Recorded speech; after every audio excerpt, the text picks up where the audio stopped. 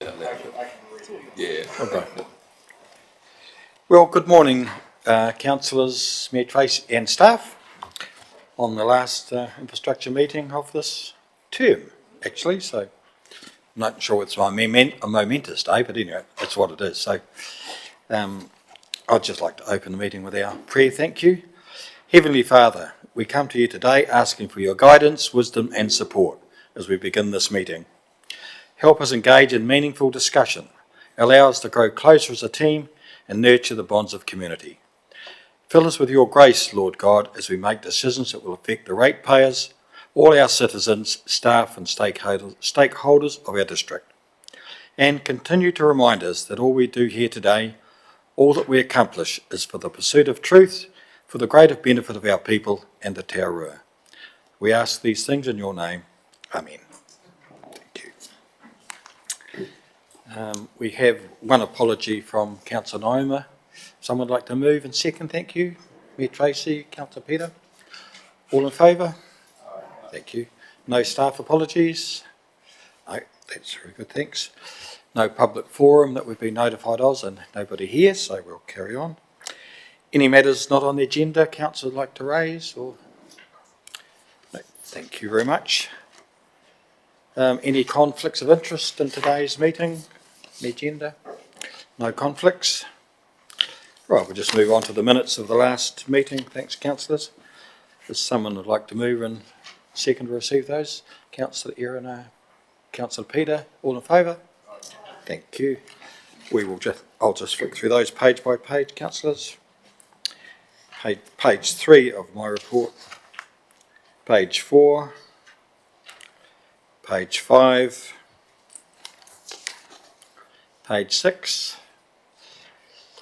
That's good, thanks very much for that. Right, Hamish, we'll move on to your management report, thanks. All in your hands. Thank you, Chair Kerry. So we'll start with the transportation activity. So we've got Dan and Andrew come and talk through any questions on the report. We'll take it as read generally, but happy to pass any questions through to the team. Morning, Dan and Andrew. Thanks very much for your attendance, and we'll just leave you to wander through the transport report. Thanks. Good morning, everyone. So just a quick update in the transportation space. So with our renewals work, reseals currently underway with getting the chip stockpiled in preparation for the reseal season to start in November. With rehabs, we have a couple of sites that we're starting enabling works, but we're also working through the design process for that as well, with pavement works planned to start in October. Emergency works, as you'll see, we've got $8.5 million approved funding for that at the enhanced fire rate. So yeah, that is what's currently approved with NZTA, but as we work through designs and things like that, that will be reviewed, but we're confident with the $8.5 million that's currently approved. And obviously a key focus for us is getting that work delivered this year with the use of that enhanced fire rate. So that's been a focus for us. As you'll see, Otanga Road is now open. There is some work that is still to be undertaken there, but the road's open to public now, which is a big milestone for us. And in the maintenance space, big focus with reseals coming up is delivering the pre-reseal repairs to minimise any delays to the reseal program. And you'll see a mention in the report as well that the heavy vegetation flat mowing contract was out for tender this time around, and that has been awarded. So that's been awarded to the previous contractor that had the contract, so we're just working through them for this season's program. And I'll hand it over to Andrew for updates on his end.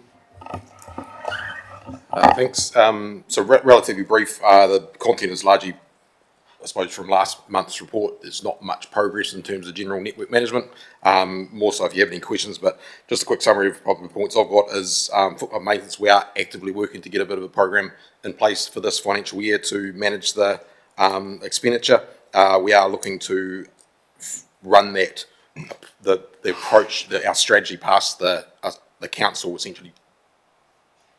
The council, once we've got that program identified, I'm very conscious that it's election period right now, and and the changes that may come across. So we want to bring that forward to the council forward. So bring them on the journey, because I understand this council has been well aware of all the footpath conversations, but potentially with the new members coming in, there's going to be a backlog of information and the history behind it. So just want to do that right, so we're starting on the right foot, I suppose.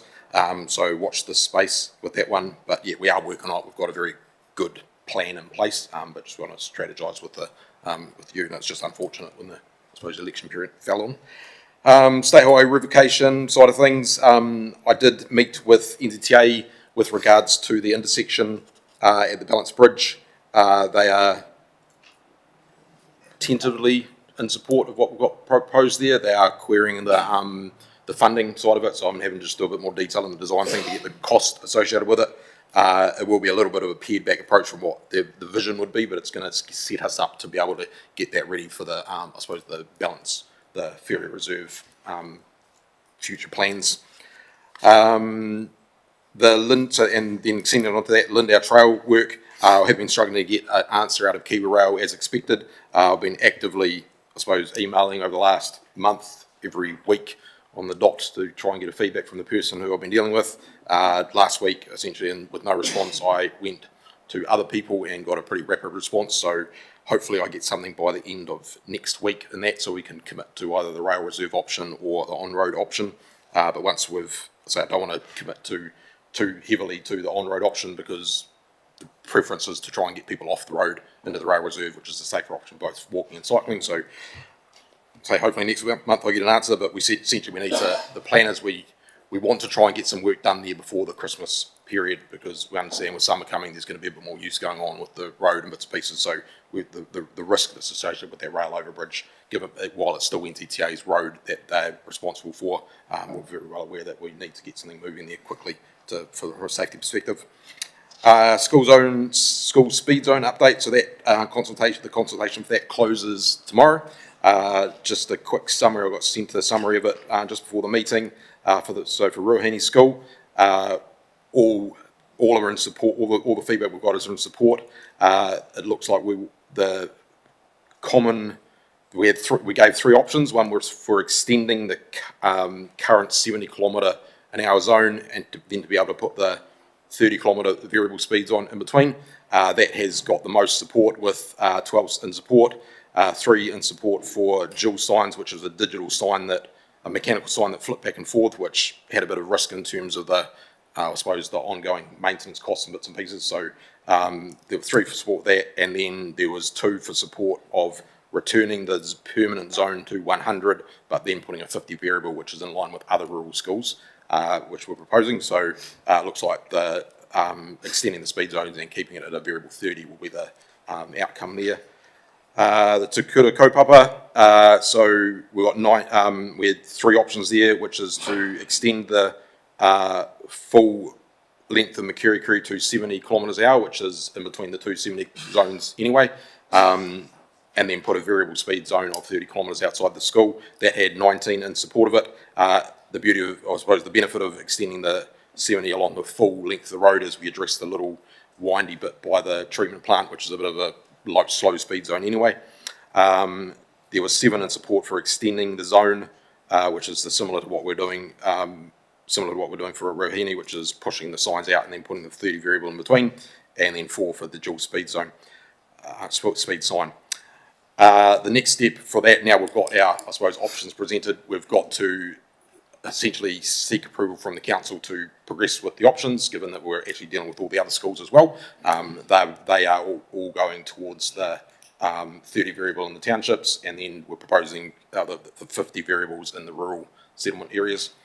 And then once we've got that across the line with the approval from the council, we'll submit to NZTA to the transport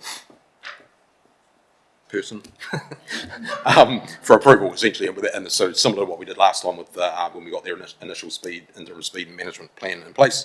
There is the one anomaly, the one little bit that I've got to work through, which is the NZTA roads. We've currently got the funding in our account to implement the whole speed zone, but given the NZTA roads, they're actually responsible for it, but they're doing their own consultation bits and pieces, and they've got a consultant working through that, so I've just got to touch base with them to see where they are with their side of it as well. But I say things are coming together, and fingers crossed we can get the installs going across the school holiday period at Christmas time. That's from my end, from a network management point of view. Was there any questions on the back of that? Councillor Peter and Councillor Erina, thank you. Thanks, Chair Kerry. Yeah, thanks, Andrew. Going back to the Lindau trail, I find it extraordinary that it's probably been 3 months since you initially tried to contact Rail, that they haven't responded. I hear what you say about you're expecting a call, but you've been expecting a call for those 3 or 4 months. I think we need to go higher, go to the bloody minister, and put it on him. It's ridiculous. But I'd request that you go to the minister.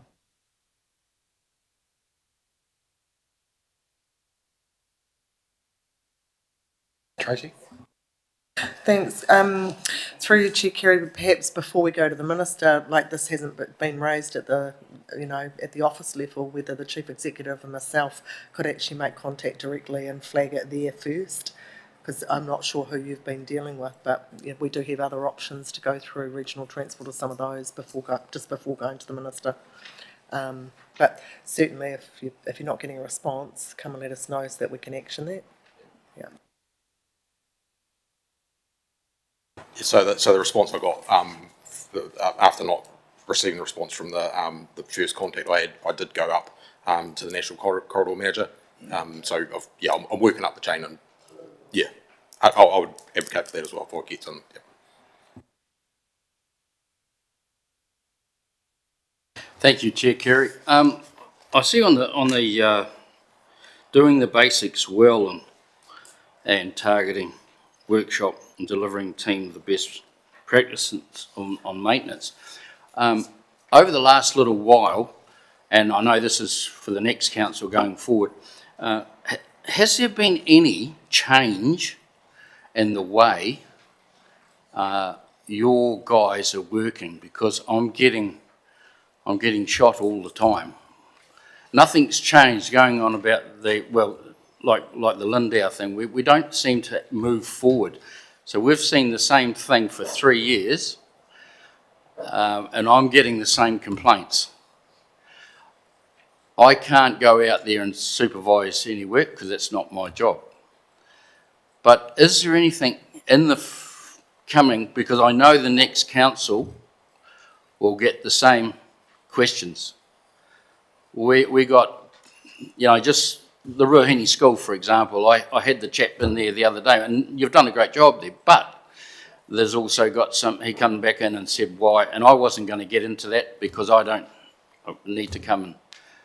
But I said, if it's not fair on councillors, if we don't see a change, and the new councillors coming in, I'll back for you, but I've got to make sure that we've got to get something changed, otherwise change won't happen.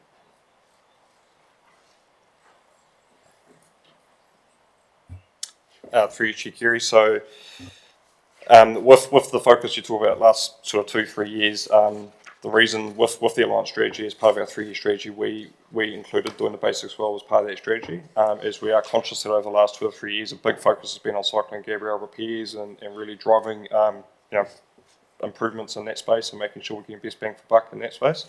Hence why we're starting to talk about doing the basics well now and putting the focus back onto that around trying to upskilling our teams with fixing potholes properly so they last longer, fixing signs properly, putting in culverts properly, all the basics that our BAU work that we need to do, and also looking at as part of that is looking at with pothole repairs, both sealed and unsealed, because there's a lot of conversations in the unsealed network at the moment around how they're being maintained. Is pothole repairs are only temporary repairs, and so if we're going out and refixing potholes on multiple occasions, to me it's essentially money going down the drain without looking at trying to do more permanent solutions. The issue or the balance that we've got to find with that is we can't leave potholes if they're unsafe until we can get there to do a permanent solution. So trying to find how we can better utilise these budgets on more permanent repairs while also making sure we are responding to them in a timely manner. But the point of doing a base well is when we are going to do those temporary repairs is we're doing it the best way possible that they last as long as possible, because we do have a lot of low volume roads on the network where a pothole repair can last a lot longer than if you do a pothole repair on the state highway. So looking at innovative way about how we do them as well. So making sure that the teams are raising with us the repeating offenders, so that we can look at doing more, not just a permanent repair, but even looking at doing additional works on top of that pothole repair. So if it's a case of just filling it with the cold mix, that can just blow out with the, depending on vehicle stress, weather. So whether we can do something additional with it, like putting, you can get, they're called BRP patches, but basically patches that you can put also on top of that waterproofs it a lot better. So just looking at things like that, because as I say, the focus has been Cyclone Gabrielle, and we're really trying to put the focus towards those headaches that you get, or the requests that come through, because we can go do an amazing retaining wall structure somewhere, but obviously people are going to complain about the pothole on the road, or that we're going back and fixing every other week. Yeah. Councillor Scott, thanks. So Sharon, Councillor Scott. Right, Irina and Councillor Scott. How's that? Thank you. I just wanted to go back to Otonga Road, if that's possible. I've gone out and had a little look there. I just want to know, for the further works, it has it looks way tidier and built back up. And it's, I think it being unsealed probably doesn't matter as much either, just looking at it. But I was just wondering, you've tidied up the sides of the roads, but a lot of the trees, especially at the top there, look quite unstable, like those gum trees at the top where it's been scraped off, and some of the pine trees in the middle, but they're probably not going to affect anyone apart from the neighbour's fence if they fell over. But I just want to know, is there any further work to be done on the trees on the sides of the road? And yeah, thank you. So there is, phase 2 of Otonga Road is, now we've got the bridge in place, coming up, I suppose, once we get through spring, is to remove that existing culvert. That has the potential to allow, open up ground movement again. It's a big rotating slump, so that culvert is basically acting as support for some of the ground, so hence why it's unsealed right now, is we want to pull that out, let it settle for a bit. With regards to the trees up the hill, we did have conversations about pulling those trees down. The boundary is literally right behind the trees, and so sometimes the benefit of trees is actually holds the bank together. You take the risk, you pull them down, we'll start losing that bank. We talked about topping the gums, taking off the tops of them, so you've still got the root structure that's growing. I suppose from the project point of view, that wasn't yet the priority, but it is still being considered, because the best time to do it is when we get back in there and finish it off. It slightly does fall outside the scope of the repair, so we need to be careful about. We're not going to use essentially emergency works funding to do what is BAU road maintenance work. In regards to the pines in the bottom of the gully, yes, that's a council tree block there. Pines are not very great at holding for soil stability in the short term. They've got a very shallow root structure, so we've taken some out, and then if the ones that are on the boundary do fall down, we will have to go back and clean those up. But so once again, it's a bit like the gums. You take them out, you may end up with a whole bunch of ground movement. You leave them in, at least we know what we've got. The biggest thing with that area where that ground movement is through the process of the job, we actually identified a whole bunch of springs that were trapping the water. And so I know there were some comments around the place about what was going on there and how long it was taking. But we basically did core samples into the ground and found water tables. We put subsoils in bits and pieces, and they're the type of the resilience repairs that we're talking about for the targeted fund. They're the kind of things we want to do to stop those things failing. So while it took, it appeared to be taking a long time, we did actually a whole bunch of other work to actually stabilise that site. So there's still a little bit of work to do in that space, but I think, personally, I think we've got a good outcome. Previously, we were talking about closing that road altogether. So.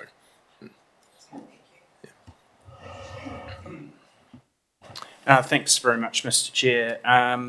Just talking about all the work that's been going on at the moment and looking at the government's new risk-based approach to traffic management, just wanting to know, as a council, are we fully implementing the new guidance? And if so, what difference have we seen so far in traffic management costs and ease of use?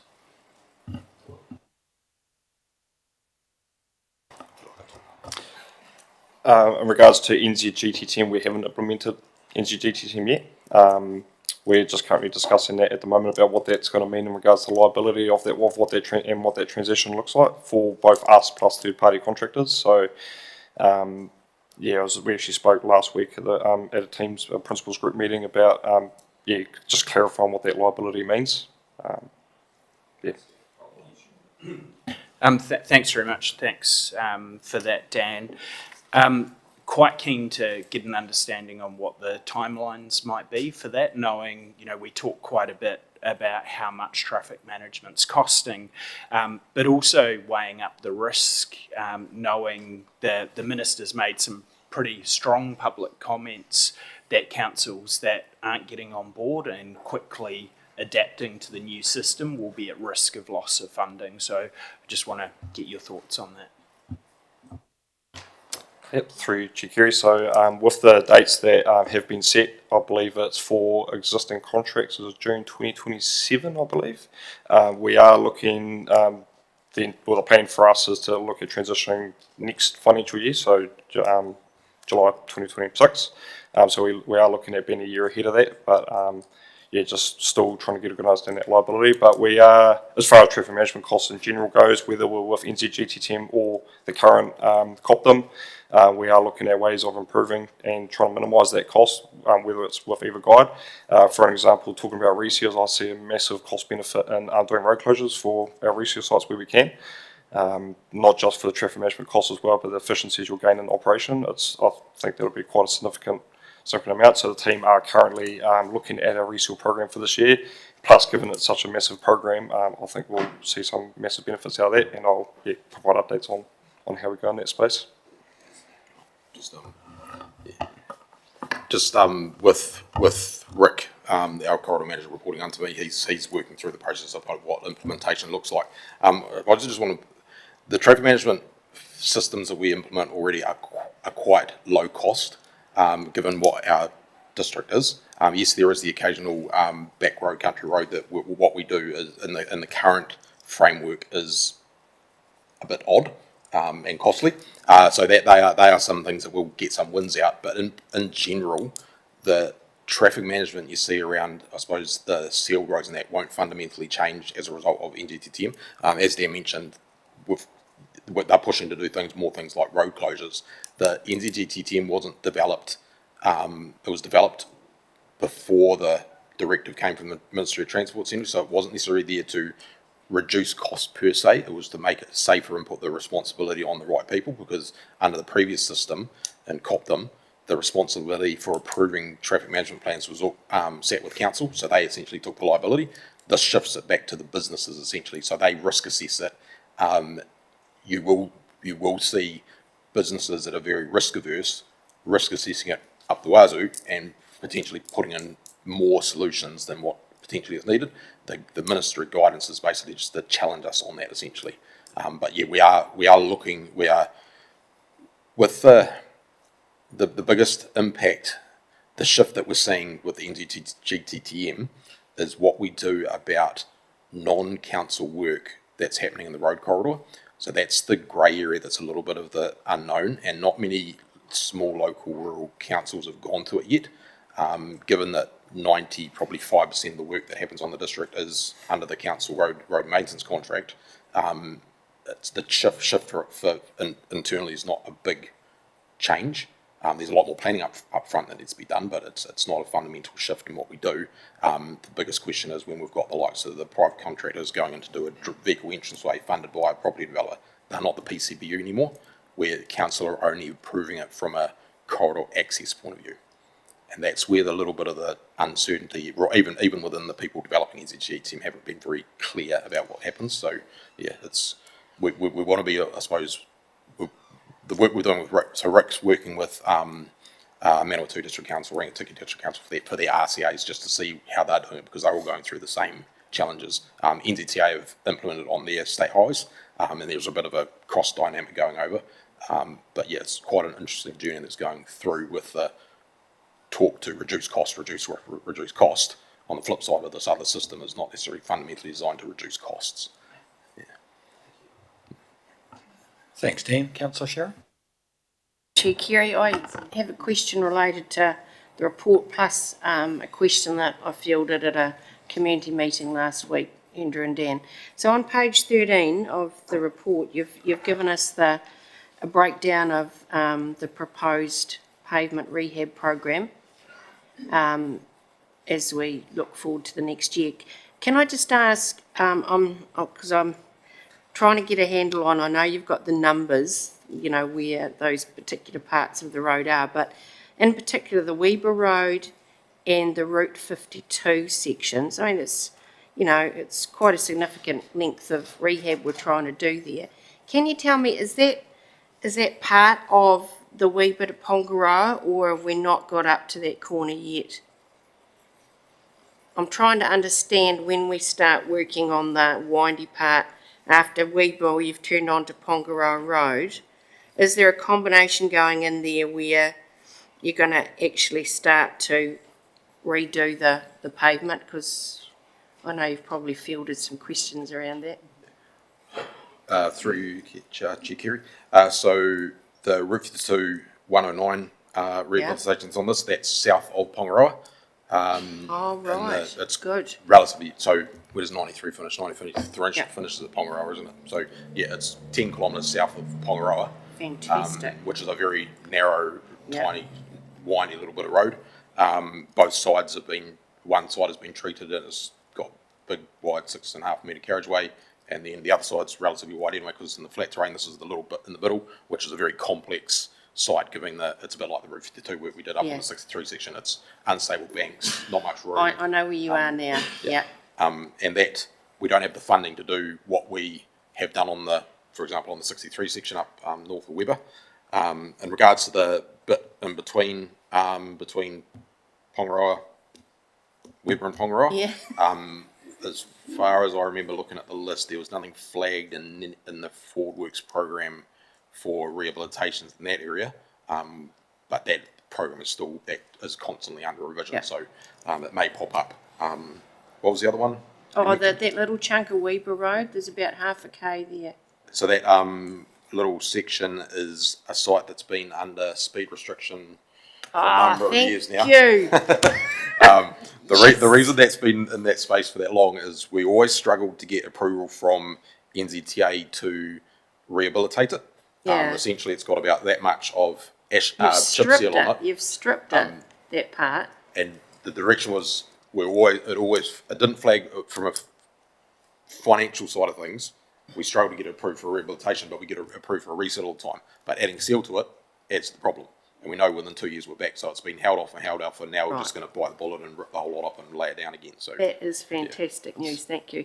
My second question, Chair Kerry, relates to the great work we did on, I think you call it Simmons Hill, you know, the big corner that we've all visited when you were building it up and all the earth that had been moved, etc., etc.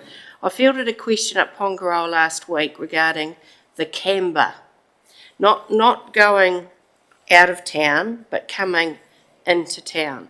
And having driven it myself, you know, I get a sense, ooh, we're going round, we're getting a bit fast.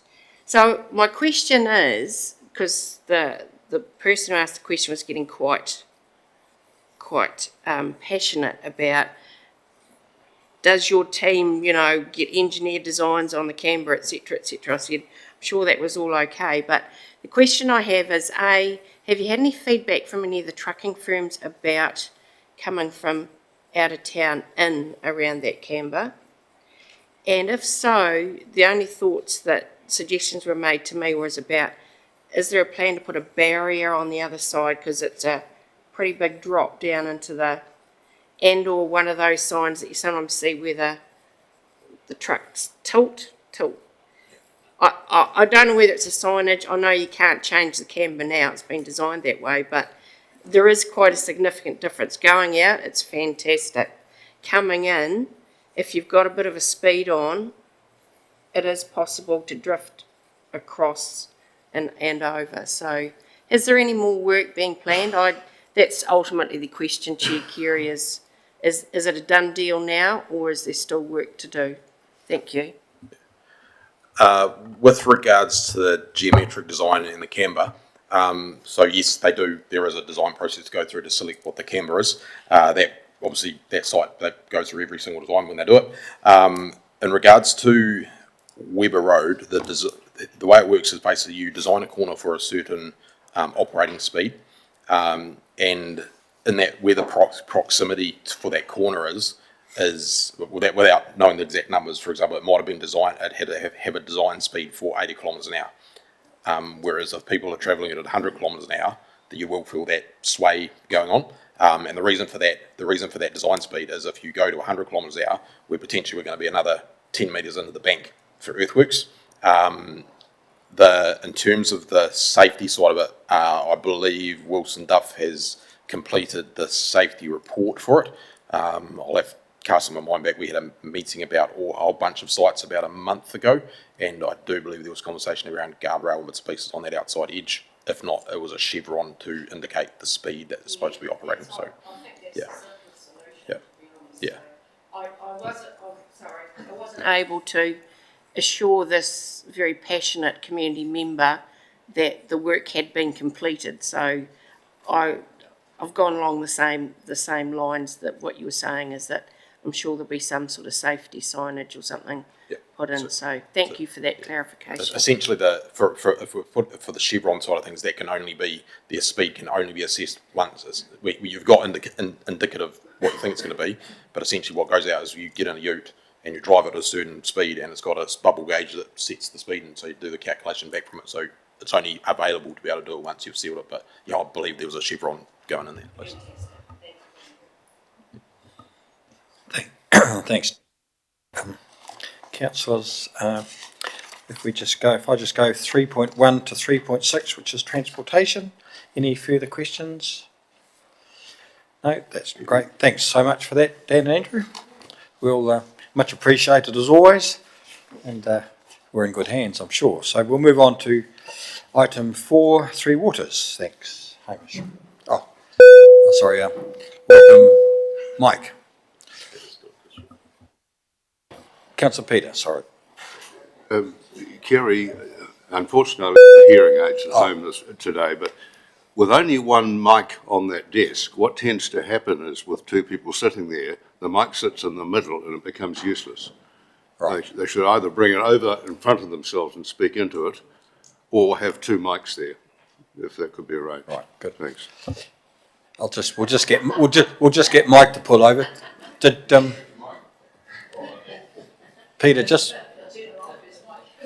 Peter, before we move on to Three Waters, did you have any other questions with transportation, roading? Okay, good. No, all good. Thanks, Mike. All yours. Thank you, Chair. Through you, Three Waters report. We're into the first part of that was into the monitoring around the Danbury compounded supply. I'll put a bit of a brief in there about just how we're progressing with looking into the dam safety assurance program and just where our engagement is at with that. Happy to take questions as we go or just follow on through. Tracy. Thanks, Chair Kerry. I was just trying to understand, reading it with the dam safety, it's now classified as a medium, but that dam was originally built to a low risk. How are they able to, I guess, how are they assessing that? Because that whole engineering report would be different if that was built today. Yeah, for sure. So what my understanding of it, and admittedly I've got to look into it probably further, but the dam safety assurance program there, as per the Building Acts, those regulations came into effect 2022, which then I think we were on the hook for it around 2024. Prior to that, though, there was no regulations around a PIC classification at that time. I understand that it was that the New Zealand, I think, sold Society of Large Dam Owners, and then it was built to standard practice and what was considered industry best practice at that time. So that wouldn't have necessitated in a PIC at that time. I mean, I don't think a PIC existed until after 2022, so I could have another look into that, but I'd assume as well that it was just following industry best practice at the time that it was built.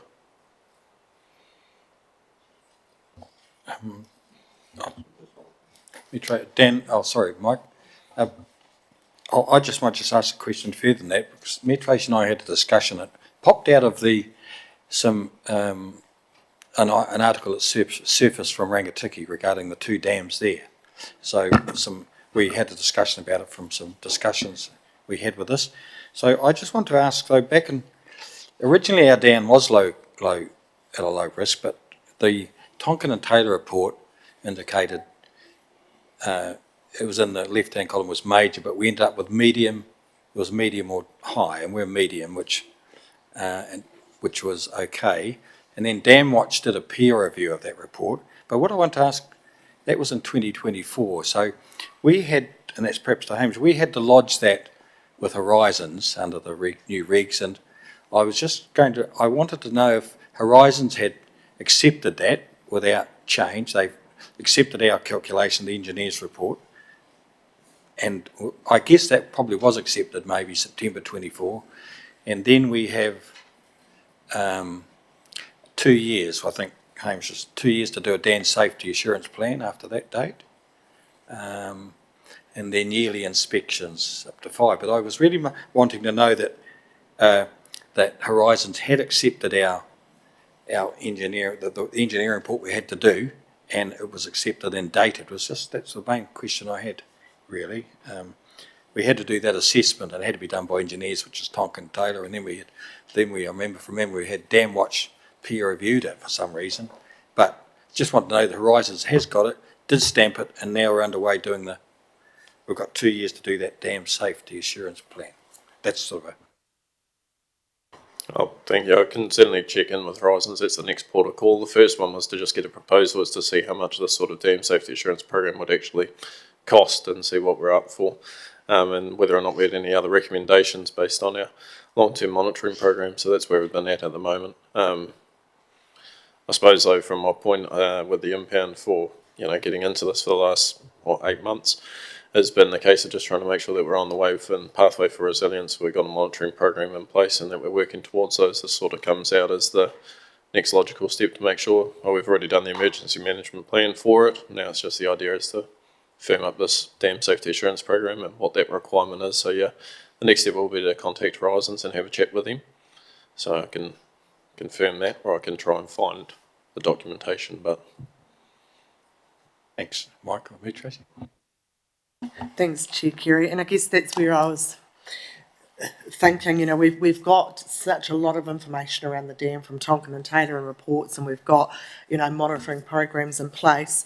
Is this a requirement, or is this just another precautionary measure that we're taking, and I guess is there value in it? Yeah, through you, Chair. I understand that it is a requirement as per the regulations that we have a dam safety assurance program put in place 2 years after a medium or high classification is given as a PIC assessment, and that has to be then certified and signed off by an engineer. Thanks, Mike. I'll just leave it. Hoping that I'm loud enough for everybody as well, just as a note. So, cool. We had a look at the infiltration gallery and the alternate water source, so that one went really well. We're quite comfortable now with where we're at with our understanding of the current infiltration gallery, and we're programming in some maintenance on that. And we've got to do a little bit of work as well around the weir, but we're engaging with a few stakeholders to just make sure that that's all ironed out as well with Horizons and some of our hydrologists. So that's looking good. If everybody's comfortable with where we're at with the submersible pumps, we've had the pump taken out so that we're looking into getting it all outfitted. Parts are on order, and we're looking for a scheduled installation of that for December, so that means that we'll be able to achieve that 6 metre depth. So it's looking good again. Happy to keep reporting on those ones though in the project sheets, if that's so. Pre-treatment plant, we hit a very big milestone, which we're all pretty happy about. We're out to market at the moment. We're fielding questions from tenderers. We're looking for a design and build on that. I know that we've gone through a fair amount of work to get to this point, so I'm very pleased to have that out to market in the time frame that we had looked at trying to get to as well. So hopefully it puts us in best position as well for a earlier construction time frame. The generator, that site was there when the Dannyburg plant was built, so it was kind of good to be able to get a generator and put it onto it, so that's good. Now we're just tying in the works for making sure that the electrical tie-ins are there. One of the ones that I suppose is probably the most interesting for everybody is the intake line detection work that we did with the drone flyover. We did identify about 29 points of interest. That was just straight out of, a quick review of, I think that they used some type of AI just to identify what looks like, water hotspots, I suppose, if you will. And from there, going through it, we have about 8 that we think are worthwhile looking into further, with the other 5 that I've shared in this that we definitely want to have a look in, that we suggest is strongly suspicious of looking like a leak. So we're just organising some of the teams to get out there and have a look. We'll dig up some of that, take some samples to try and confirm whether or not it is, our water or not, and from there we'll have to make an assessment based on each one, but it's definitely given us a good start point. Councillor Sharon, Councillor Peter, I think. Thanks, Chair Kerry. Just a quick question on that, Mike.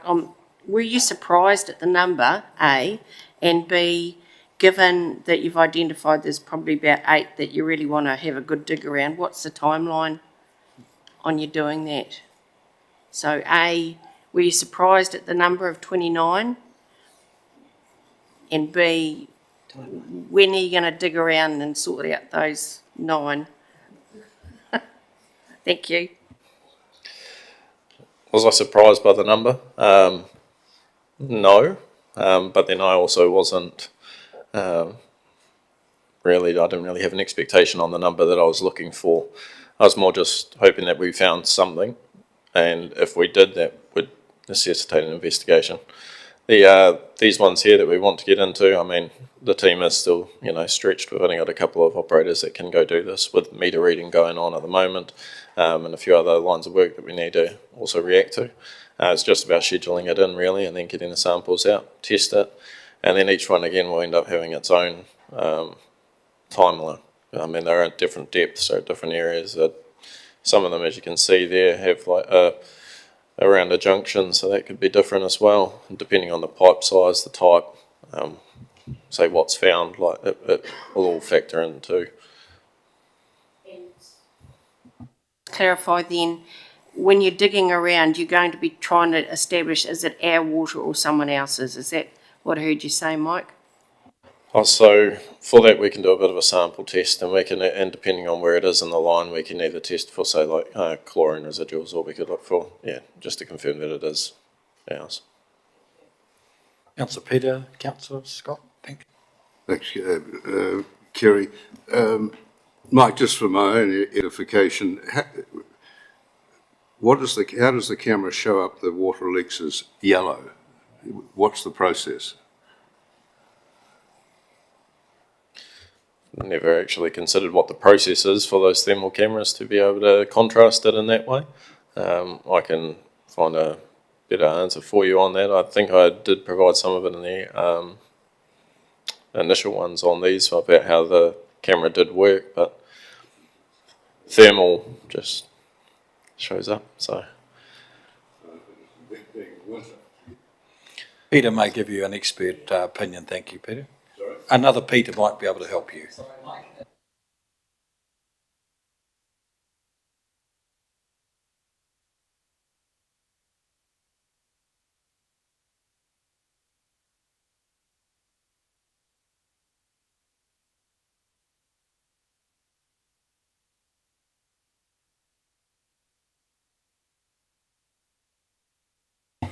Thanks very much, Mr. Chair, and thanks for the update on this. It's pretty cool tech to stop staff having to walk every line. Just, I suppose, more of a request rather than a question. Can we make sure, or could we at least consider putting some of the results with this, particularly after those 8 have been checked, depending on what we find, and communicating that out to the public. And the reason why I say that is there were a couple of confused people when it was first mooted on Facebook and through our communications channel, suggesting that it would be ridiculous to do the drone flyover during winter. But I think this is a really good news story of using new technology and ways to be able to detect things. And I think it'd be a great one to send out to the public so they can understand it, but also understand the benefits. Thanks, good comments, thank you, Scott. Councillor Steve? Thank you, Chair Carey. Two questions. Do you know the dates of these pipes? Have we got any data? Because these could be 100 years old. We do have asset data. Some of those pipes are different segments and also different lines. So yes, we do have data though. And secondly, if we've got, you're doing a great job, by the way. If we look at the data coming in and out of the pond, everyone asks us how many litres we're leaking a day, and I've told them it's got really good that we're not, to where we were. Have you got any update on that, please? The impound itself still remains stable to our last fixes. We haven't noticed any major spikes at all. That would indicate any other leaks. We have, though, put in place another underwater drone check. So I think on the original monitoring we were looking at, trying to do it every sort of 6 months, which we are doing more regularly. We haven't noticed any other noticeable ones from the impound itself. I think I provided some of the metering data that we had indicated for the intake line from the infiltration gallery to the impound, and it was marginal. The main parts that we need to look at was from the impound to the reservoirs, which some of those ones have popped up on here as well. So it'd be good to get into. Sorry, I'm just asking for the people. So that average is 2.5 litres a second we're losing at the moment? Sorry, Councillor, from where? From the actual dam itself, the leakage factor. Like in the original days, everyone was saying that they're losing 25 litres a second. And I know you really, after all the work you guys did, have got down to 2.5, so that's where it's sitting now, approximately. I'm not holding you to that figure. Yeah, so that's around, I suppose, where we dropped it down to. But I mean, as the water tables rise and we've had rain events, those outfall structures will still have a flow. I mean, that's what they're designed for. So I mean, I can't say whether or not that's we don't have any indication that that's coming out of the dam. Yeah, no, it's just a feel-good factor for the people because everyone thinks the dam's, but the dam is, we're actually going in the right direction. You know what I'm saying? So that we're doing a good job. You guys are doing a good job. You're repairing the leaks and going forward. Yes. Mike, wasn't it that we had a bit of a spike a little while back, and and then we did a bit of work and it's dropped back we got up to 5 or 7 and it's dropped back. At the last meeting we discussed this, I think, was it? Yeah, there was. The last time we had the divers in was to repair a leak. We noticed a spike in it. We had the drone put in within the next few days, and from there, then we teed up and we had a really good turnaround time as well from our friends at New Plymouth Underwater, who came in and repaired that. So, and then we noticed the flows again stabilised. So we've had another check over at that point. We went and checked all the other ones. Had no indication of any other leaks or areas. And again, we've got another one scheduled in coming up. Thanks, Mike. I'll let you carry on, Mike. With you.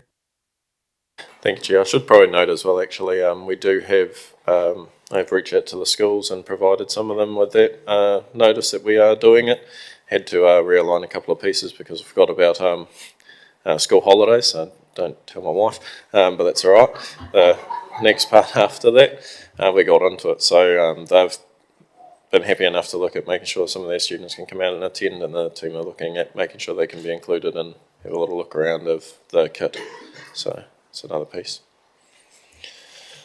The Paetua water treatment plant, the chemical relocation there, the shed's actually in. The chemical's been moved. I'm working through commissioning at the moment. So I know it's taken a minute, but we've gotten there, so I'm pretty happy with that. On to Pongaroa. So I've just put a bit of an update as to how that went. Is there any questions on that, or would you like me to? You want me to ask questions now, or I see it's later on the agenda?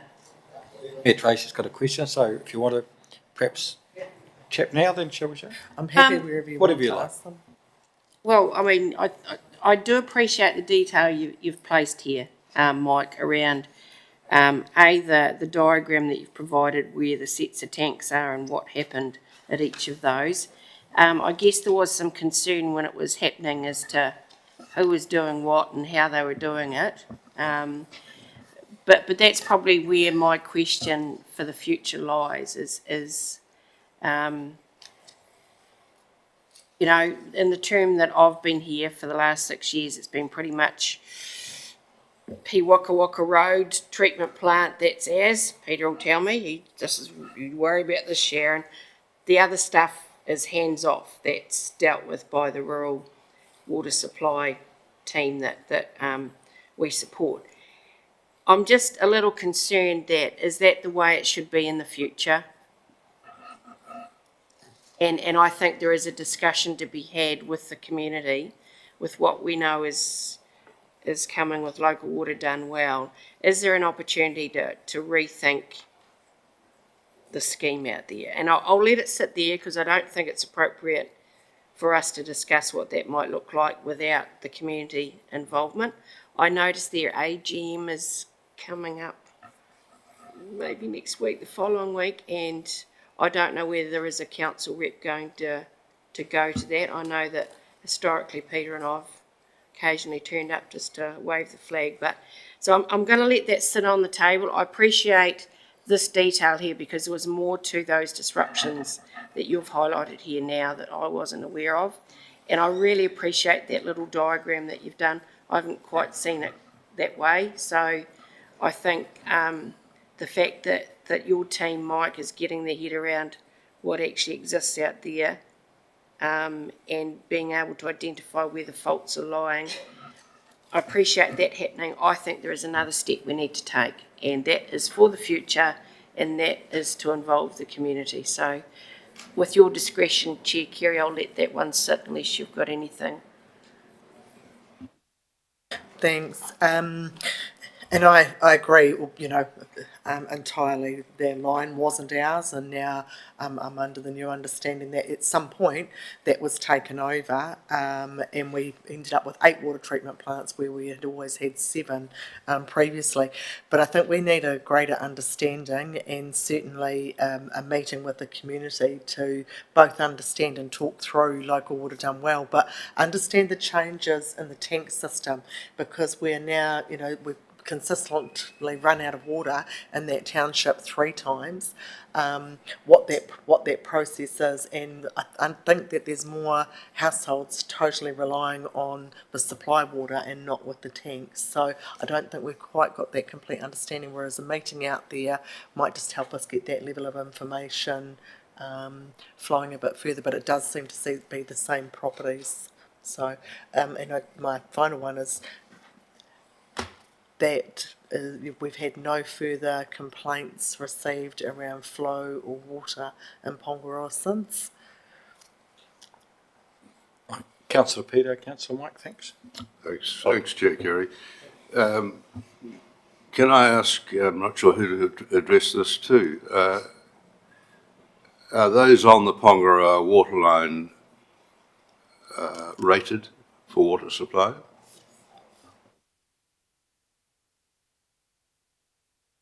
Thank you.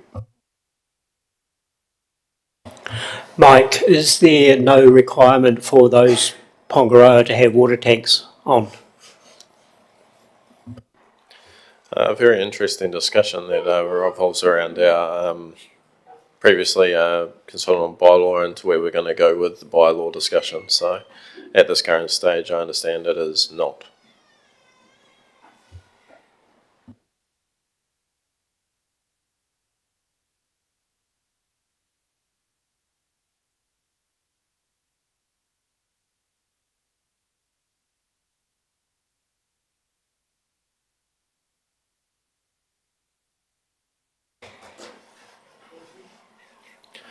If I can, I'll just put one comment on that one. From what I understand from our team anyway, and how we've been treating a lot of it, is that while we work with them to try and help them identify these parts and can give them an update as to, when we're not receiving flow and when, say, the demand to the town is then increased, indicating like a leak within the town or a high draw or usage, we've been able to communicate these with them.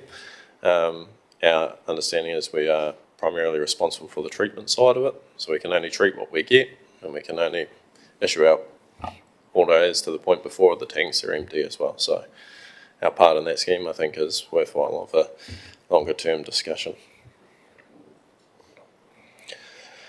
Wastewater, trade waste, we're still working on that. I've got some of the review of the fees and charges and I'd like to propose some of those to the strategic advisory group meeting. And we're just working, and again, trying to finalise some of the numbers as well. So, for example, for Danny Virk and what our unit costings are for that. Another one that's major for us, I suppose, in terms of a strategic outlook is Ormondville, Pongaroa and Northwood. We've drawn a line essentially between the old ones, the old consensus we had as well, and then what happens between the effects-based consenting under the current RMA and what the proposed standards are. And as well as a bit of a line underneath what was in our wastewater strategy and what had been come up with as rough figures for each town, which were in the millions. So effectively where we're at the moment, and as to be part of a conversation with all of our stakeholders, will be whether or not we can pursue what we found as that free trial of a new system that can be brought online in New Zealand, and whether or not we look at some type of hybrid system as well, where we say discharge to the river as well as discharge to land. But we just have to sort of flesh all of that out, run it, see if running a trial might be worthwhile or not, and we'll come back to the full council with how we get on in terms of what that sort of strategy would look like.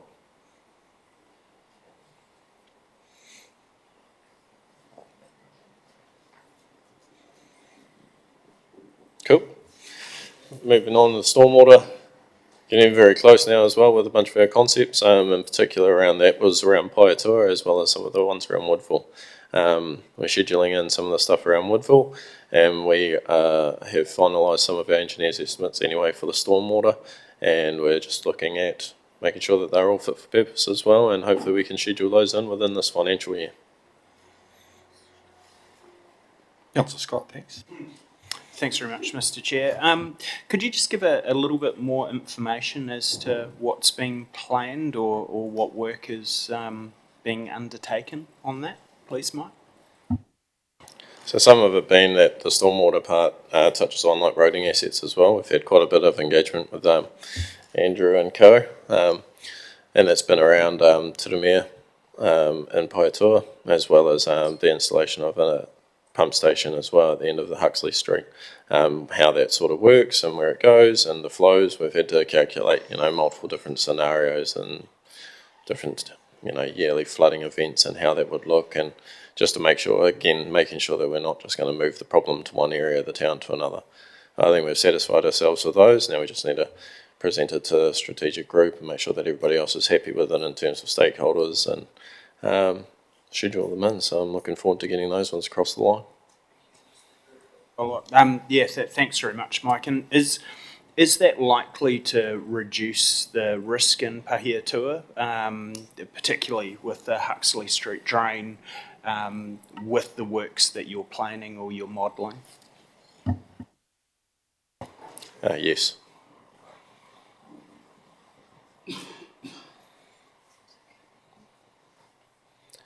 Thanks, Mike. Consenting and compliance, the one that I thought was relevant to bring up at this point was just again around that abatement notice that we had for those flow meters. We have had one with Dannyburg that was scheduled. Unfortunately, though, the proposals come back as a significant increase to what we had, so we're just going through a procurement process, get a few more quotes and go through the works and see what we can do with the price and how we push forward with that work. Water permits are all tracking well, and the Dannyburg water permit has also been engaged, so we'll be again going to the Three Wheel Strategic Group, and everything seems to be going along there as well for our consents. Thanks, Chair Kerry. Just in regards to the water consents, the Norsewood Water Supply had asked for some information around the number of connections and the increase in the water permit that you were asking for. Like it's quite high usage there for a small number of connections. Has any further work been done on that we could see before we proceed with any consenting?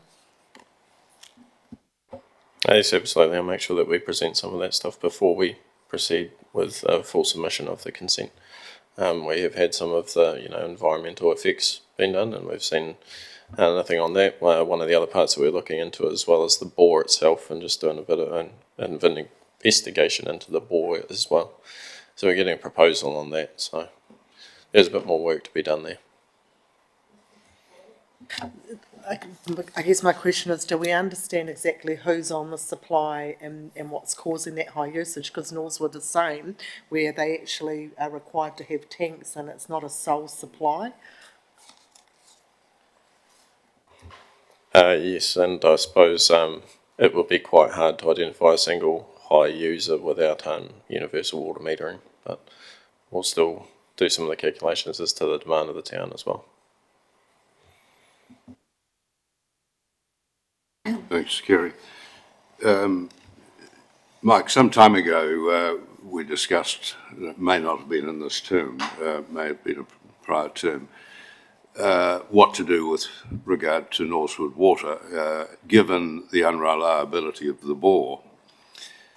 One of the options was to, if you like, give each of the 50 or so users on the line a 30,000 litre tank and cut them off from the supply. Now that's a pretty drastic thing to do, but it could be beneficial all round if looked at properly, and or a combination of both. But I guess I'm asking, has any further work been done on looking at that option? I'm uncertain as to the time that was discussed, but I'm not tracking any investigation into an installation of tanks on properties. Can I suggest that it perhaps be looked at?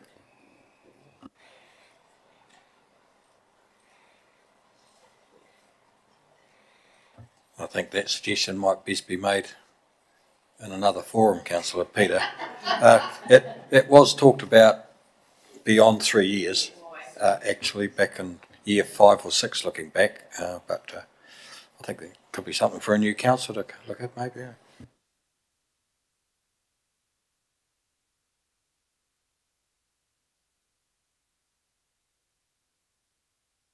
General admin points for the team, it seems to be going well.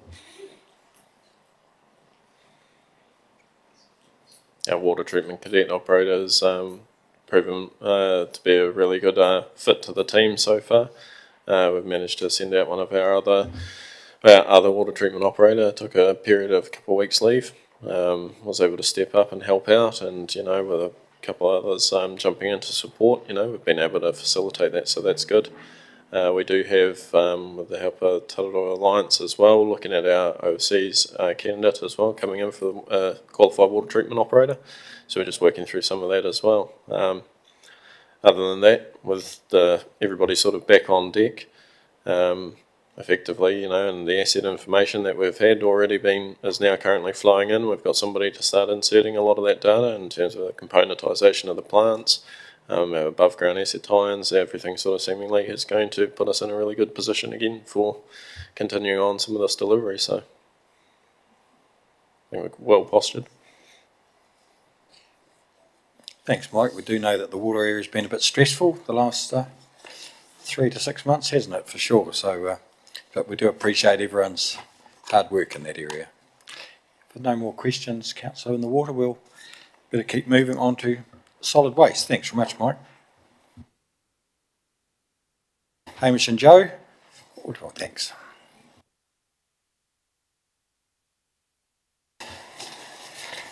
Just get you to flick through your report, Joe, and councillors can ask any questions at the end of it, if that's okay. Thanks. Hey, through you, Chair Kerry. So yeah, we've well, just updating the top there is the new Plymouth Murph is back up and running, so that wasn't down as long as they anticipated, which was good. So yeah, loads are heading back to New Plymouth, and Palmerston North is still accepting sort of 2 loads for every one we send to New Plymouth. So any ones we'd send locally are a saving, which is good. Yeah, and we're still looking for Norsewood, Ormondville locations. Well, Norsewood location for the town drop-off bins. Ormondville, we all but had a location sort of secured, but a spanner was thrown in the works, and it seems that it may cause more headache in the long run. Speak closer to your mouth, please. Sorry.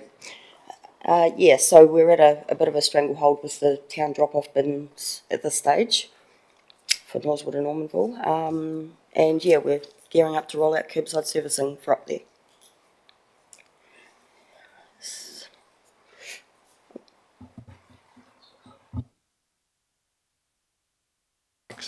Thanks very much, Joe. I know there has been a bit of discussion out in the community waiting for those bins to return, and I know that we've had some challenges finding them. Is it likely that we will, just 2 quick questions, is it likely that we will be able to find a suitable site for them in the short term? It just, I guess so we can be really clear with the community as to where we're at. And also the rolling out of the curbside recycling that you mentioned. I note that there seemed to be some confusion in the community where council said that was already in place. Is there already, and has there already been curbside recycling? And how does that currently work in Norsewood? Okay, so yes, there has been a curbside service there for many years. The existing contractor up there doesn't have a side loading truck, so there was no ability to roll out the wheelie bins and crates at the time that we did the 4 main towns, realising that they were essentially sort of left behind when we went forward with them. Now the contract is coming up to an end, 30th of November, and it was our time to bring it in line with the 4 towns. So it makes sense to. We've already had the bins already had the crates in stock, and we've got the bins as well. And with our new truck arriving as well, it makes sense to have it in house. And I suppose a little bit of a sweetener, I suppose, as far as losing the town drop off bins, which we haven't been able to successfully find anywhere suitable. Nobody wants it anywhere near their backyard. That's the problem. Is they all want the service. They don't want it anywhere near them. So, and they almost see me coming and going, oh no, it's like, get away from the street. But yeah, so it makes sense to bring them in line anyway with the 4 other towns, given that we'll have our own truck. Yeah, and there's capacity. Councillor Steve, thanks. Can I just get the clarification on Ormondville? You're saying we have now got a problem in Ormondville? Well, as far as we didn't have a problem as such. The town hall's never really been an ideal location, and I know that those wheelie bins on windy days do blow over and stuff goes everywhere. So there's sort of been no way of controlling that as such. With the contract coming to an end, it's better intended that it's set up properly rather than set up to fail. Manual handling of the wheelie bins to empty them into fadges there's health and safety risk around that. It doesn't make sense, but ironically I got a call from somebody at the fire brigade and wanting to meet out there, and with that I met a few of I was greeted by 5 of them and they had basically already decided and investigated that across the road at the Domain would be suitable. Now, I didn't see any issue with that, but of course it's not my lane, so I had spoken to facilities because they have a lease with that land over there, and all that part was fine, but the historic trees that are on site have got a lot of limbs, a lot of big limbs. They haven't been had a cutback, so there's a lot of dead stuff actually sitting in there, and there was actually a large one on the ground when I went out there a few days ago with Kate at facilities. There was a large one sitting on the ground, and she identified that any of them could drop at any time, and the risk of somebody getting hit on the head or a car getting damaged. I've had to scrap it for now, the idea, unfortunately. So they're not ideal to stay over at the hall, and the bitumen there is not suitable for the dock container bins. It will just merely dig it all up come a hot day when it gets soft. Yeah, they need a concrete pad. Yeah, that's really bad, sad, because I myself being out that part of that as part of my turf, that road is on a corner, so you could actually go round the back if you did a deal with the leasee. This is just an idea, and because there's an old tennis court there, and and it's well away from those trees, so you just got to. I don't know. My suggestion is to think laterally and go and have another, because that seems so sad. Yeah, I agree with you. Don't want to get hit on the head with a tree. We've all known about trees getting cut down with hit on the head. So yeah, but yeah, we need to move, because at the moment with those where those bins are at the time now outside the public hall is not a winner. Yes, we're between a rock and a wheelie bin, aren't we? Where you wheelie bin?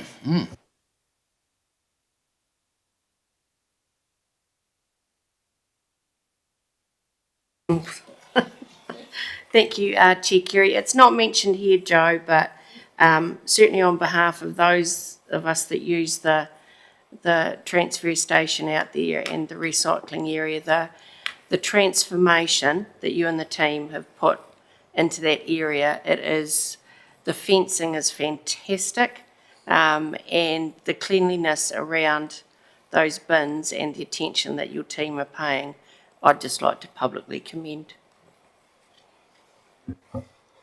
Could I add now too that we've actually put up the first round of signage, so that it'll be in the next report.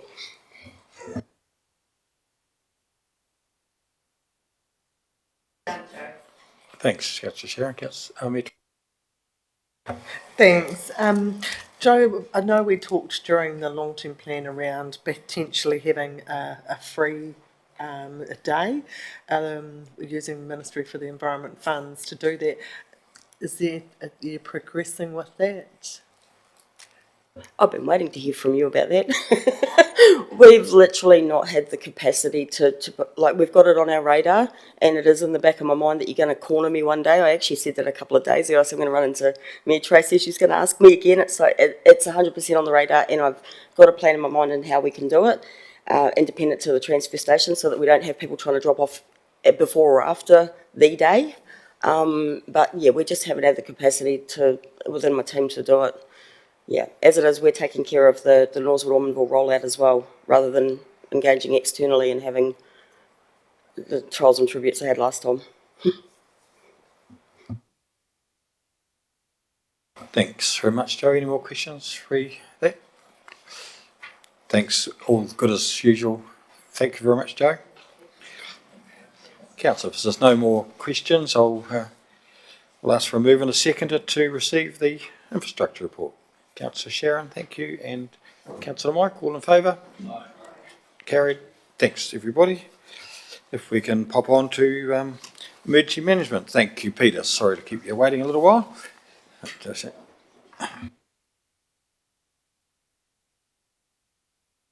the report's been circulated, and I'll just let you flick through it and make any comments on whatever is important. Thank you. Thanks, Chair Kerry. Yes, I'd take the report as read, but there's a few things I'd like to highlight in it, and that's the great progress that we've made in the significant staff training that's been uptaken, particularly since Cyclone Gabriel.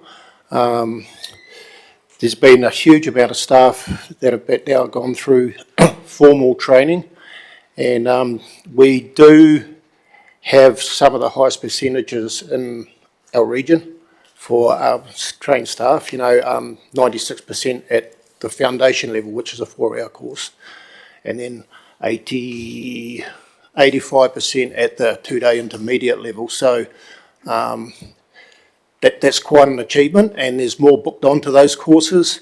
And some of the percentages that are missing is through either new staff, or there are staff that we don't require to do them because they won't be involved in an EOC. For example, Joe's solid waste team, they'll be carrying on with BAU. They'll be indirectly involved in an event because we'd be liaising with them, but they wouldn't be in the actual EOC. So, you know, we don't require to push them through that type of training. So yeah, that's a great achievement, and also, you know, we now, even with Brian's leaving, we got 3 controllers on the group plan. So we had Marianne Kavanagh that the joint committee signed off on this month, wasn't it, Tracy? Yeah, this month. And we also have Mike Dunn that's signed up on a controllers course, which is starting this month, and so he'll finish that by the end of November.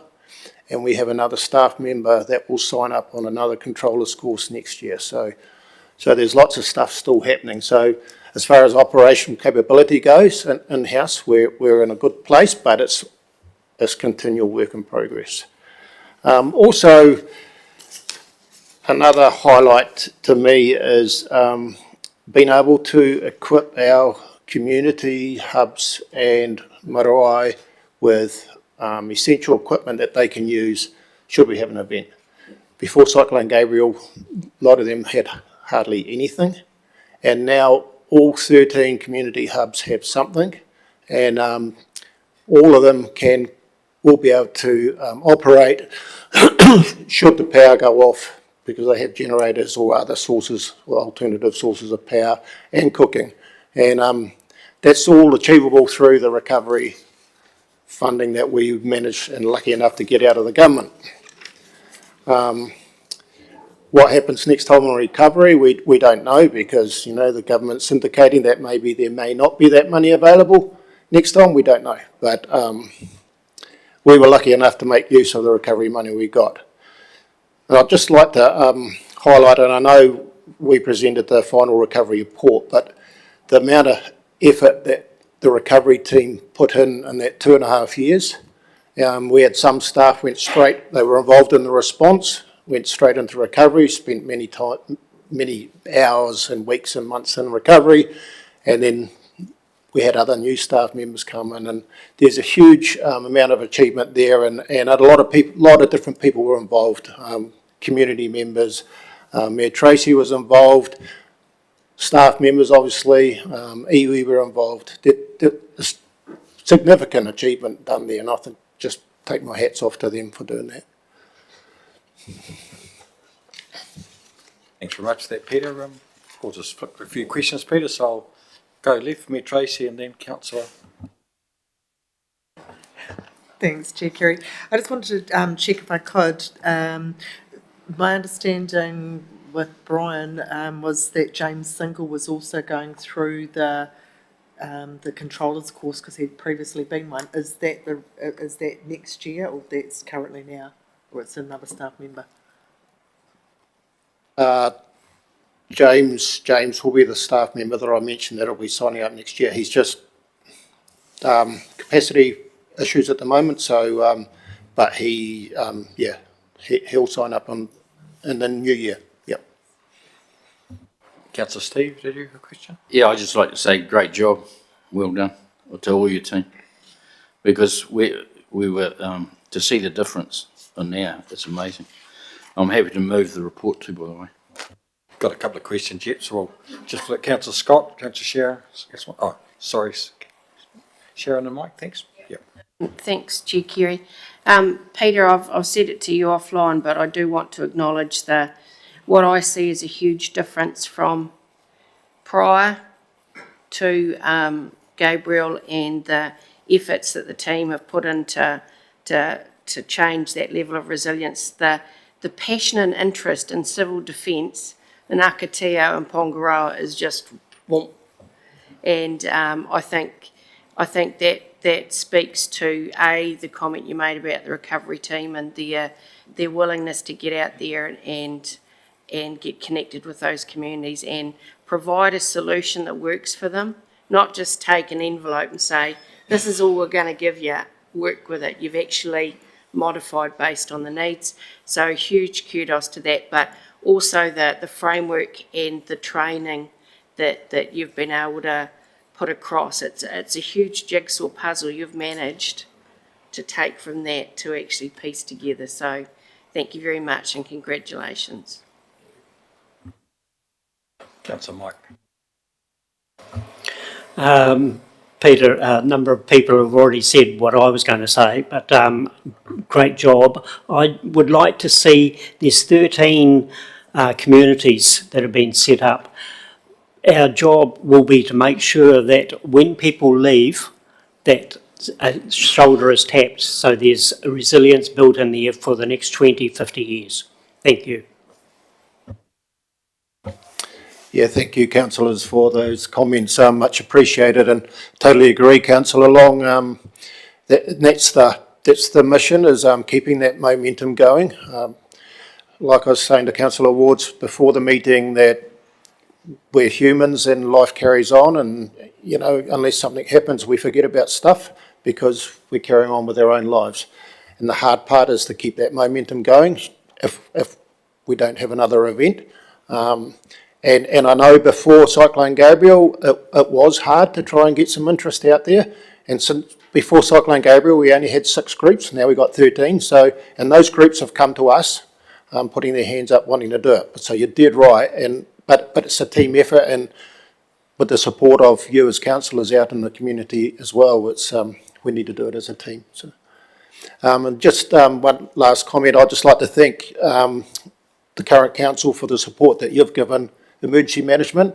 Cyclone Gabriel, we keep talking about it, but it was a big event in our district, and you were all involved in that, going out and door knocking and many other things that you were all doing.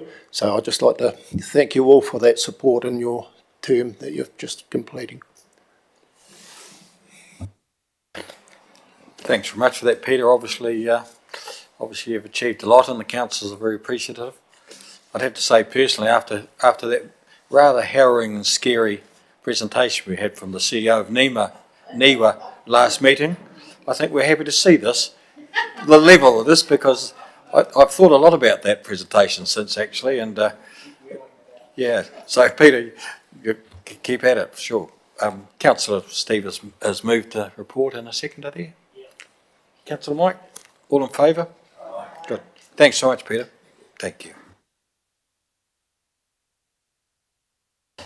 Right, we'll keep moving, councillors, because we've got a little bit to do ahead of us. So, Mike, around, we'll do the portfolio reports. Thanks, Mike.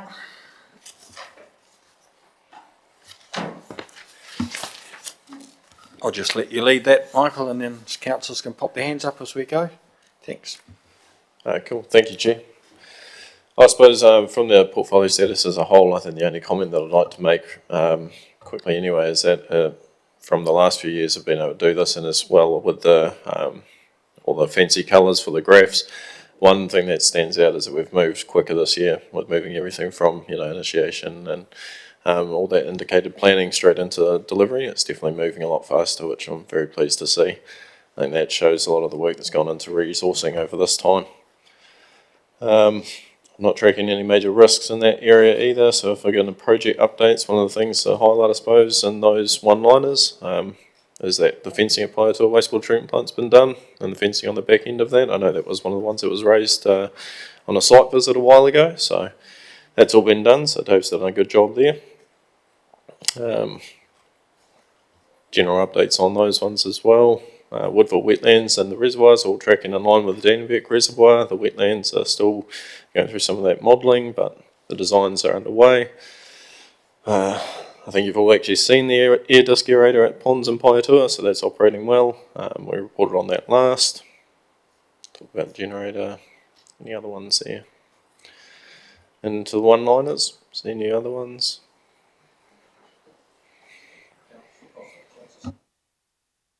Thanks very much, Mr. Chair. You missed out the town signs bit as you went through, and I couldn't let this opportunity pass because I see that they are now all up. So I just wanted to thank the team for their work on that, and you won't hear me mention them again. I'm so thrilled. I'm so thrilled. I can walk out of here with my head held high. Yeah, my apologies, I missed the high-profile part of the town signs. Andrew is here, and so thank you, Andrew, for the town signs. Mayor Tracy and Councillor Peter. Oh, Councillor Peter.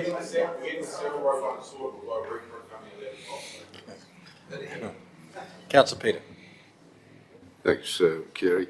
I see the integration of services in Woodville, I see you've engaged an architect to design. I'm just wondering why on earth would you want to engage an architect when all it needs is a wall pulled out and a bench put in? That any one of us could probably show you what to do. Well, thank you for that comment.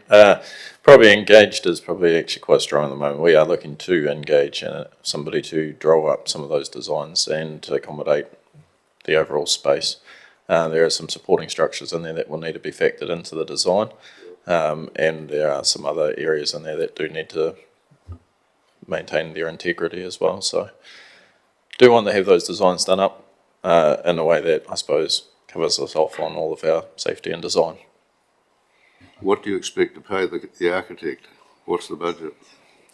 I think, like everybody, as little as you can. As little as you can.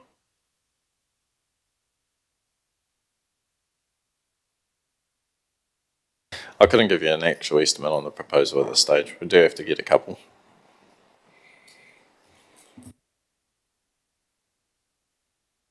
Put your tools back in the boot, Peter. Mayor Tracy. Thanks, Chair Kerry. Just on the Woodville Reservoir, three lead contractors have been selected. Are they local contractors? Are they from out of town? Just out of interest? I would have to look up what the three lead contractors are that were engaged with that project. I can't answer fully off the top of my head, but the three that were done with that project are the three that were also done as part of a package for the Dannyvirk Reservoir site, with that as like a potential add-on to that overall design build. So if they do the Dannyvirk Reservoir, we get good metrics out of it and everything like that, then we would look at progressing it on so that we can have a steady work stream and it's sort of offered up as a bit more of a package of works for a reservoir build.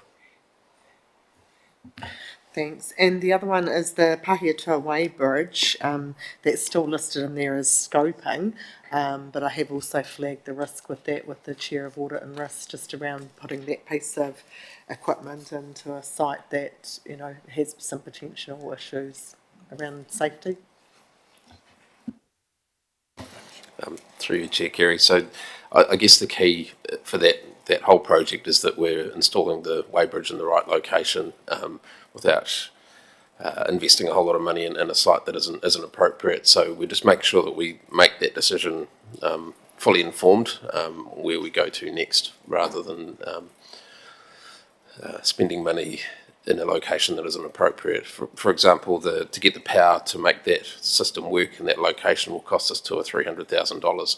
If we can use an existing site somewhere else that already has power, then we save that money and it gets put into other works. So that scoping and that decision will need to be consulted on, because it is a change of location, so it'll be a bit more involved. Thank you. Thanks very much, Mr. Chair. Just wanted to ask about the Carnegie, noting in your report that there's a report due for mid-September. When specifically are we likely to get the report? Will it be within this council term, or will it be for the next council? I mean, it's been sitting there. We've asked about it quite a lot as we've gone through, but will it be in our next council meeting? Well, with shifts in every sort of space, it's been let's say, challenging to provide that sort of report up to council. This one here, though, that is from 1GO, will be finalised by the end of this week. So we'll have all those options laid out, and I'm more than happy to put it up to whatever council meeting that I can get it into.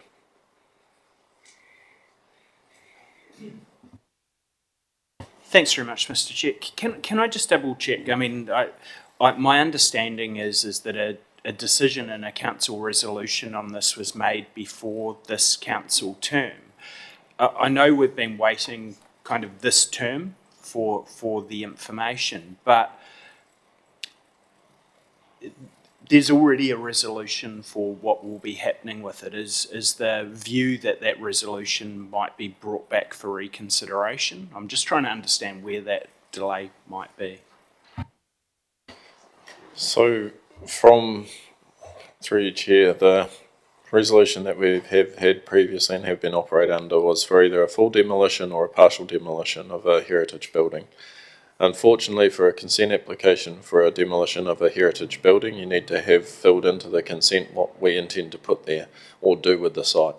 With a highlighted factor of saying that, partial or full demolition and retention of the facade, or maybe not keeping the facade, there's quite a disjointed approach, I suppose, as to what that site will end up being. Further ended up with another couple of questions on top of that, which has also made this quite challenging, and that being that the titles of the area also encompasses the skate park and that of the band building, which determining which sort of areas of that you want to put into dictates what land size we have available, and then ends up being that we'll end up having more options depending on the land size that we look to use. There's a few other factors, I suppose, when we consider that there's a skate park in design with a different area, and whether or not we wanted to tie that in, fill it in, and how that looks. So there was definitely a few other considerations that have, I suppose, made that quite challenging to proceed with that. Following the reports that we've generated and a few changes in, I guess, our own council as to management and who's been doing sort of parts of this, we've come up with at least this will provide us with an updated report that we've just said these are the things that we want to progress with, following some other direction that we received from council as we've moved through this in these reports. So that's what we hope to do, is to be able to present this paper that has all of these sort of ones laid out, and that's where we want to progress with. There is a consenting strategy that's also been associated with that.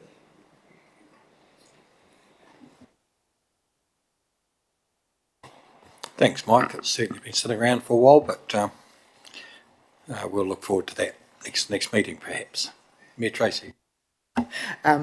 Just if I can get Mike, if you can work with the chief executive, because I don't think that's a decision-making power, it won't be at the next meeting. So, yeah. Absolutely. Thanks, councillors. Thank you for that, Mike. Shall we just flick onto the project sheets, councillors? No more questions? Oh, sorry, Chair, may I just sorry. say one thing on Yes, that? A couple of things there from Rob is that the cemetery developments have been going well, and I'd just like to highlight that. He's also got in there the district parks and playgrounds, and we attended the opening of the new matting and the swings in Woodville, so that was another good tick off there, as well as the Carnival Park ablution block, as well as just currently waiting for CCC, but is, for all intents and purposes, completed. So again, a few good ones there in the facility space that I think have been delivered well. Thanks. Mike, can the Eketahona Cliff Walk track upgrade, can we ask that facilities brief and work with the Eketahona Community Board on that one, just so that they understand what is happening, where that's come from, and I guess their involvement? They've sort of signalled that hasn't happened in a couple of areas so far, but if that could happen, that would be great. Yes, I'm happy to make sure the notification's there. On that, though, I do notice a road 2 at the end of the comments there, so I'm not too sure what's come up with that, but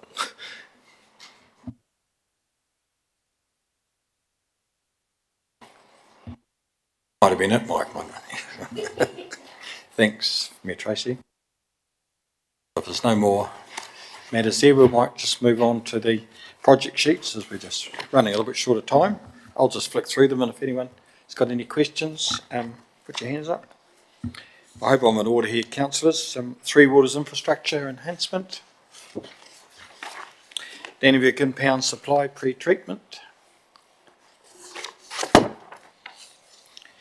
Impound supply treated reservoir. District water network metering. Mayor Tracy. Just noting on the comms side of that one, it says that they've attended the community board meetings, but I think there's a far greater communication plan that's required on the metering, and that would be quite good to be able to see that and make sure that there's that full involvement. It's high public interest.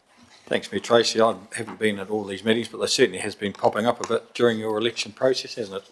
Everywhere. So, sorry, Ali. Okay. Thanks, Kerry. Just backing up the bus a little bit and going back to the backflow prevention policy, I wonder whether that's something also that needs a bit more comms around it. There's been quite a bit of commentary on social media about it with quite a bit of misinformation, so maybe there's another opportunity to do that at the same time. Thanks, Councillor Lally. That's probably a fair comment, I think.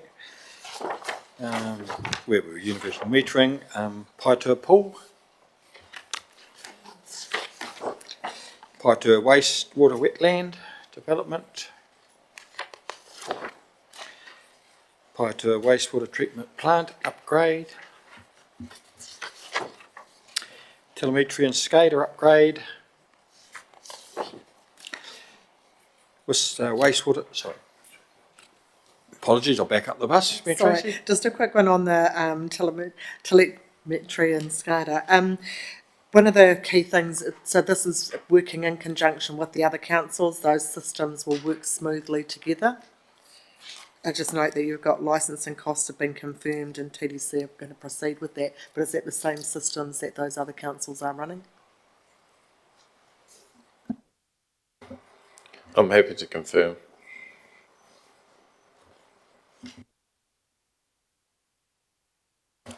Thanks, Mike. Wastewater infiltration inflow strategy. Councillor Peter. Thanks. Thanks, Kerry.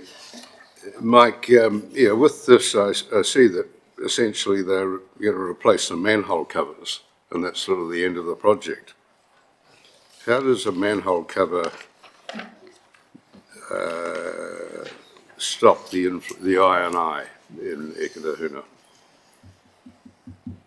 Perhaps it's just needs some further clarity around the write-up then. So there will be full manhole remedials that will be conducted. If we recall a few council meetings ago, I had Eugene present as well, which showed a bunch of pictures around the I&I that was foreseen, or noted, should I say, within each of these manholes. So that's the first stage, is to conduct those repairs, and we do think that it will have a significant effect on reduction of I&I. So yeah, it's not to say that that will be where it stops at all.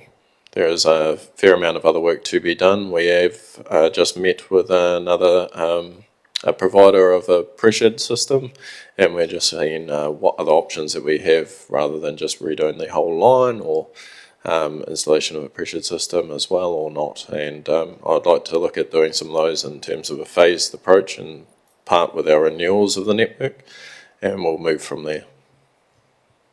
Yeah, thanks, Mike.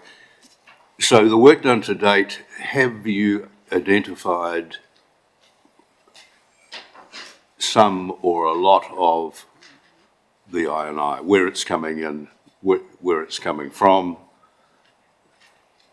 or is that still a bit iffy? No, yes, we've the reporting has been finalised for Ekatahuna. We've chased down a number of the leaks. We identified different catchment areas on which we can focus our efforts.